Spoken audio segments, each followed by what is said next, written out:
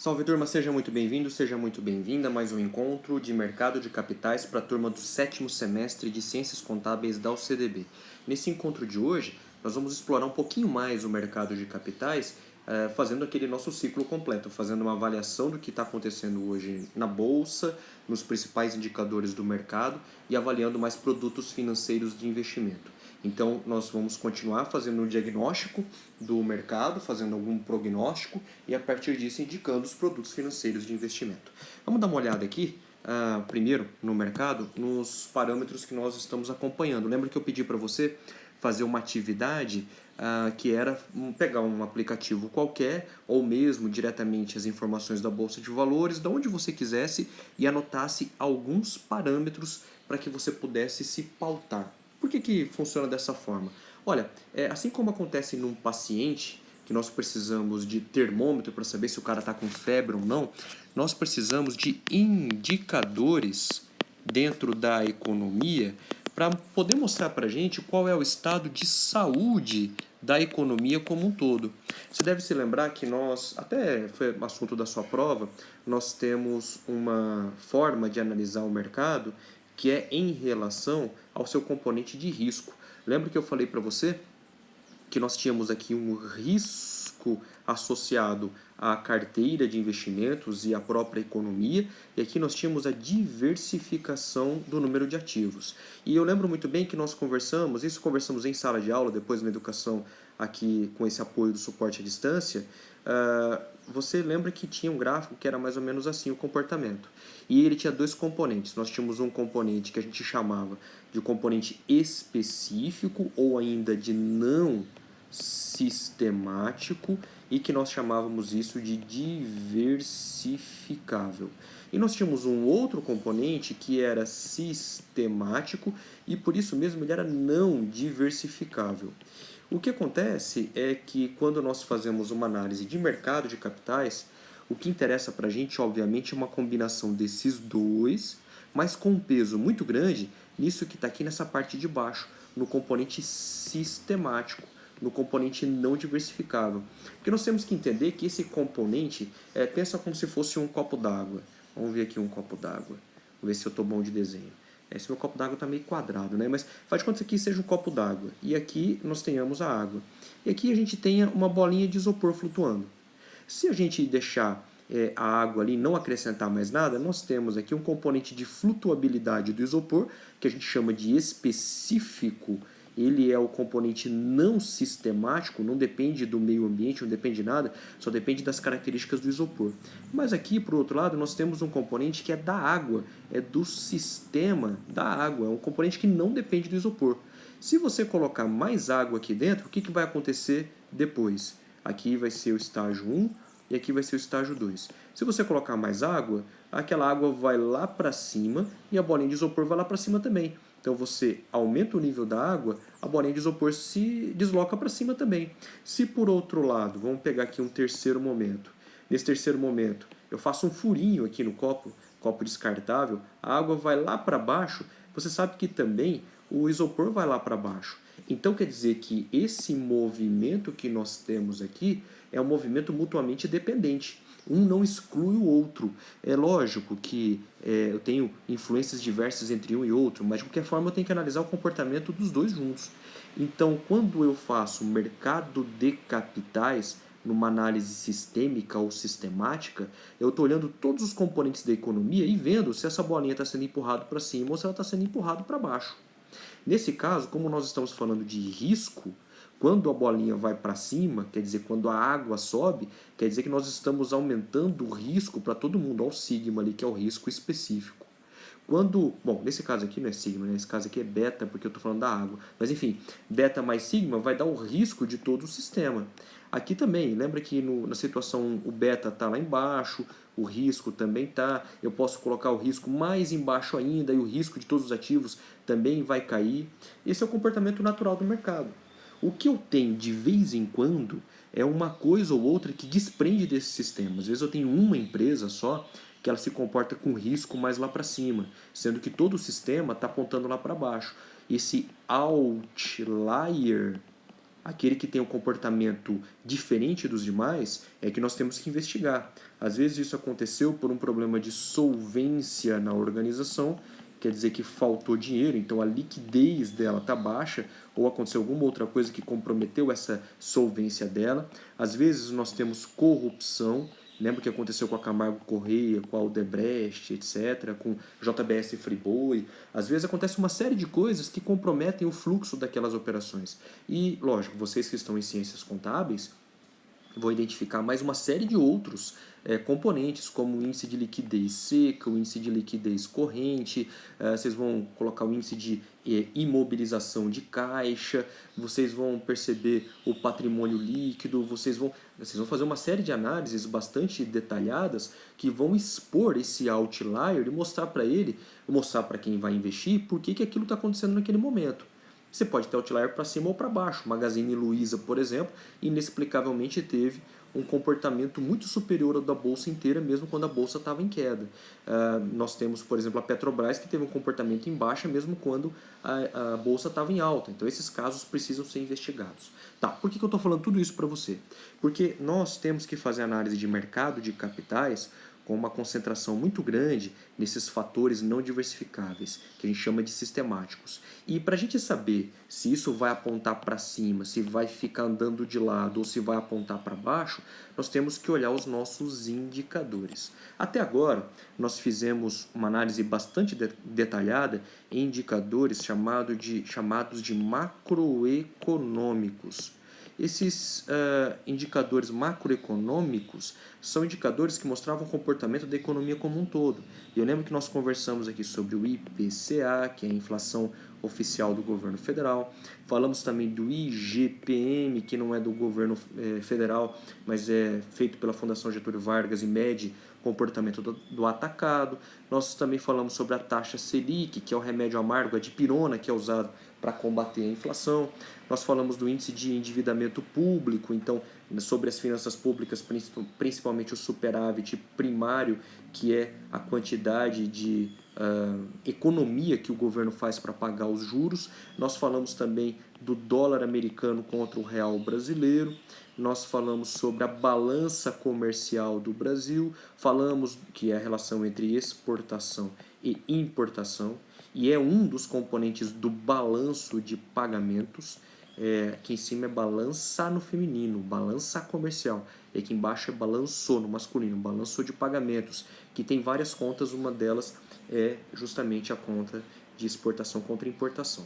Tudo isso aqui, então, mostra pra gente um comportamento geral sobre a economia. Mas agora nós vamos olhar outros. Nós vamos olhar outros padrões que também são importantes, mas já representam relações microeconômicas, relações entre organizações, entre empresas e outros players de mercado.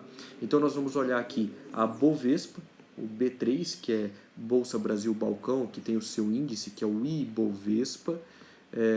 Na verdade não tem esse acento agudo aqui, é o Ibovespa. Nós vamos olhar aqui alguns ativos especificamente, como o ouro, vamos olhar a platina, vamos olhar a relação de câmbio de dólar americano contra franco suíço CHF, vamos olhar dólar americano contra o euro. Isso aqui não é por acaso, tá? Essa diferença aqui de posição do dólar americano. Se você tiver dúvidas sobre isso, quiser conhecer um pouquinho mais, convido você a assistir as aulas lá de Gestão Financeira Orçamentária 2 da turma do 7º semestre de administração. Lá eu explico por que tem essa diferença. Opa, depois eu falo do Silvio Santos para você. A gente vai olhar também a relação de dólar americano contra iene. Nós vamos falar aqui mais alguns outros indicadores micro e macroeconômicos, porque esse aqui também fala de macroeconomia, né? Quando a gente fala de câmbio. Nós vamos escolher algumas empresas de alguns setores, como eu gosto de trabalhar bastante como o setor de petróleo, que é um setor muito crítico para a economia brasileira, o setor de varejo, principalmente porque hoje nós temos uma boa parte do comércio brasileiro sendo sustentado pelas atividades informais, e o varejo, de alguma forma, depende disso também. Nós vamos fazer uma análise também importante sobre a indústria, porque a indústria é quem realmente faz o PIB do país aumentar ou diminuir por conta das exportações que ele pode gerar. Também vamos fazer uma análise aqui, deixa eu pensar aqui, sim, outro aqui, setor bastante importante, que é o setor de crédito, então o setor de bancos, também que mostra o aquecimento da economia, e também o setor do turismo. Lá, tá certo, vamos olhar mais alguns indicadores também do agronegócio para saber como é que está se comportando a economia.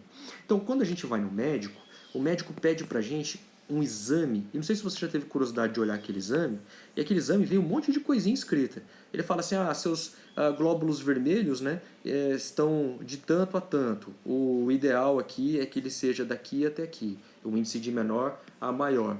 Nós estamos falando aqui dos glóbulos brancos. Os glóbulos brancos deu tanto, mas o ideal é que ele oscila daqui até aqui. Vamos falar dos, sei lá o que mais, do colesterol, HDL, que é o colesterol bom, ele tem que ser daqui até aqui, tem que ter esse colesterol bom. Aí o LDL, que é o colesterol ruim, tem que ser daqui até aqui. Depois o cara fala assim, mas isso aqui eu vou pegar, vou dar uma olhada no raio-x, eu vou pegar mais uma ressonância magnética, depois eu vou pegar mais sei lá o que. Ele vai juntando essas informações. Depois de juntar todas essas informações, ele monta para você um quadro e vai dar o seu diagnóstico. É exatamente a mesma coisa que nós estamos fazendo quando nós olhamos esses quadros aqui. Quando nós pegamos esses valores, nós estamos montando uma análise sobre o cenário e podemos dizer, o médico vai falar, toma dipirona que passa. E a gente vai dizer assim, não, então você investe em tal produto financeiro que vai te ajudar também a superar esse momento de crise. O Silvio Santos está doido para aparecer, daqui a pouco eu te mostro o que tem aqui reservado para você. Vamos dar uma olhada de novo nos nossos indicadores. Eu fiz aqui um monitoramento de crise. Também, se você tiver curiosidade, olha aqui. Bom, você não vai ter como acessar, eu acho que eu não tenho como compartilhar com você, mas eu criei aqui alguns indicadores de monitoramento também de câmbio para falar com o pessoal do 7º semestre de administração. Aqui vamos falar então de monitoramento de crise, porque tem aqui todos os indicadores que eu tratei para você e já estão mostrando algum certo comportamento da economia. Veja, arroba do boi 199,50, aqui já mostrando um comportamento que até que é interessante dentro de um ano, né? Se você pegar para analisar, ela teve um pico por volta de R$ 229,85. Aqui numa análise um pouquinho mais detalhada, o pico lá, R$ 232 na verdade. Aí você vai com o passar do tempo e você vai vendo que ele chega aqui muito próximo da data de hoje. Agora são 14 horas e 45 minutos, horário aqui de Campo Grande. E tá aqui, ó, R$ 199,70 e poucos centavos. Isso aqui é como está o ouro no comportamento agora de um dia, né? Então, esse aqui foi o comportamento do ouro. Na verdade, esse gráfico aqui do ouro, ele é de um ano. Aqui, ó, gráfico de um ano. Esse gráfico de um dia mostra o comportamento da arroba do boi hoje. Aqui dos últimos 7 dias, aqui o último mês, aqui o último ano. Vou pular lá para os últimos 5 anos para você ver como variou bastante a arroba do boi aqui, chegando a incríveis 230 e poucos reais a arroba lá. Não, chegou a 230 reais, vai, a arroba. Então, é esse o tipo de análise que nós vamos fazer. Bom, fiz também aqui uma análise aqui do franco suíço contra dólar americano. O dólar americano aqui, nesse caso aqui, eu fiz o franco contra o dólar, tá? Não o dólar contra o franco, que é o tradicional. Porque eu quero mostrar aqui qual que é a dependência do dólar em relação ao franco suíço. Fiz aqui também uma análise de companhia aérea. Olha a Gol, ela teve uma baixa violenta no último ano, está operando aqui a R$ 12,18 nesse momento. Vamos dar uma olhada no gráfico geral da Gol. Olha só onde ela estava lá em cima e olha como ela teve uma queda gigantesca. Mais lá para frente, no final do semestre, a gente vai olhar para essa parte de baixo aqui do gráfico também, onde nós vamos avaliar os volumes de negócios e você vai aprender a ler e determinar a tendência. Por enquanto, eu estou acompanhando os indicadores do meu paciente. Olha aqui, eu estou vendo aqui o milho também. O milho teve uma queda muito forte. E você sabe por que houve essa queda do milho? Essa queda muito forte do milho no cenário internacional é por conta dos Estados Unidos. Na verdade, para ser mais preciso, é por conta do petróleo. Vamos olhar num dado aqui de um ano, esse gráfico aqui de um ano. Ele está aqui a 311 dólares a saca. Deixa eu ver se isso aqui é dólar americano. Sim, dólar americano, 311,62. Acho que esse é o valor em dólar americano, enfim. Aqui, ó, dólar americano. E ele teve um valor muito mais alto. Por que aconteceu isso? Porque coincide com a queda do petróleo. Mas peraí, o que tem a ver petróleo com milho? Olha, Nos Estados Unidos, o etanol deles é feito a partir do milho, não a partir da cana-de-açúcar como é o nosso. Se o petróleo está extremamente baixo, eles não precisam adicionar etanol lá no combustível deles, eles pegam gasolina pura, porque está extremamente barato. E aí então você tem milho sobrando no mercado, a cotação dele despenca. É exatamente isso que nós estamos vendo agora no mercado internacional, milho lá embaixo.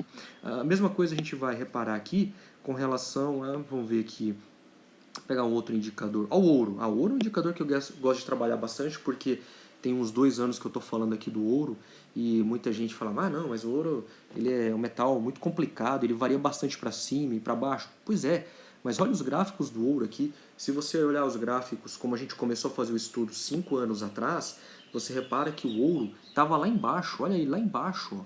Então em 2018 o ouro estava aqui. Olha aqui, vamos olhar aqui em 2019, aqui, deixa eu ver aqui, 2019, um ano atrás, ó, dia 15, aproximadamente dia 15, início de maio aqui de 2019, olha onde que ele estava. E olha onde que o ouro foi parar, lá em cima.